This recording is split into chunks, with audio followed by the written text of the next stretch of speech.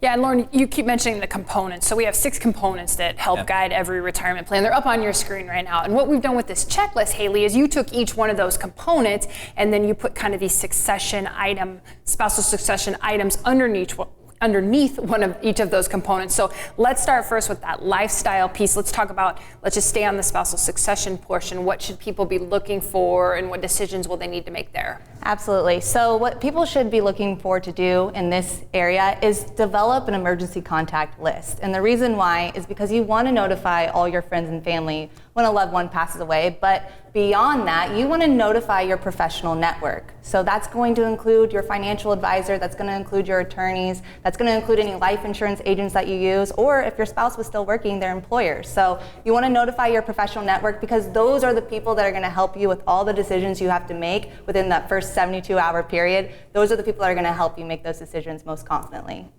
And then one thing that maybe people don't think about is that technology piece. So a lot of what we do now in our lives is online, and you guys have seen this with couples. One person may be in charge of paying XYZ bills, maybe another spouse is in charge of logging on for other things. So having some of those passwords and things together is really helpful for the surviving spouse. Yeah, over our lifespan, we tend to accumulate a lot of critical information, and we accumulate a lot of usernames and a lot of passwords.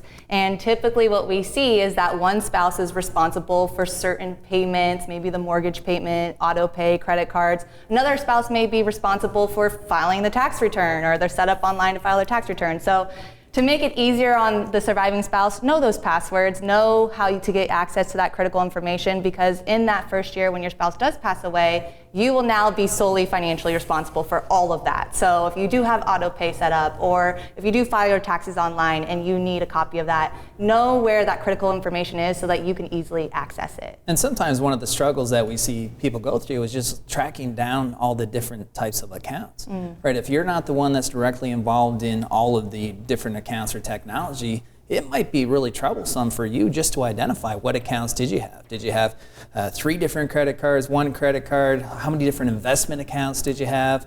The Social Security logon information. There's so many different things we have to log on to. The password is just one component of that, right? What if we don't even know where these accounts are held? That presents challenges, and we do help people track down these types of accounts in these situations too. That's one of the things that people spend time on, unfortunately, where otherwise if they had this prepared, they wouldn't have to spend this time trying to find it. They can just spend their time trying to access it and then deciding what to do with all of that stuff when that event does happen. And Haley, on the checklist that you put together, you put some interesting stuff about what the funeral home is going to need and what, again, maybe you should have together as part of this succession plan.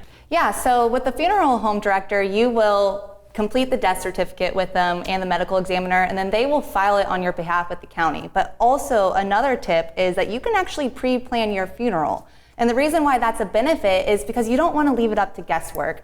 Often what happens is your loved ones, they want to honor you in the best way possible. So they feel this amazing amount of pressure. And they often get swindled into going with the larger cost items, so they'll try to upsell you on a burial plot or things like that. And you don't want to leave that up to chance. It's your funeral, so plan it and take all the guesswork out of it so that you can alleviate the stress of your loved ones and prevent any family rifts from happening. And having a pre-planned funeral is one of the common questions we get, where maybe 10 years ago that was not a question we would receive very often. But it is something that a lot of people are doing now, and there's certainly some advantages to that.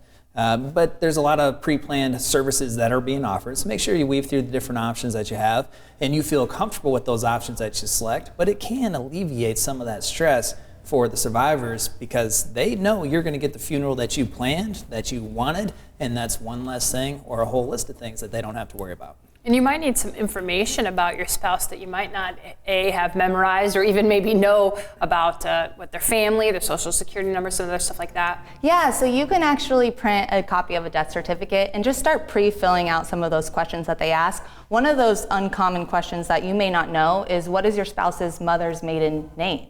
I mean, that's not always commonly known for your spouse, let alone if you didn't have a spouse. What about your children? Do they know the answer to that? Or whatever loved one would be completing or help completing that death certificate. So you can actually pre-fill it out, just save some time on the back end from researching those questions. And you also talk in the checklist about canceling service. What does that all entail? So canceling services is a good thing to be reminded of. I would have a list of all the services that you currently pay for, because, for example, my husband has the Dollar Shave Club. I don't need that if he passes away, so I don't want to be paying this subscription that I no longer need. So write down the list of services that you pay for, and then cancel the ones that your surviving spouse would no longer need. Thank you for watching this clip of Retiring Today, and don't forget to subscribe. If you have questions about your retirement plan, take advantage of the complimentary 15-minute retirement checkup phone call.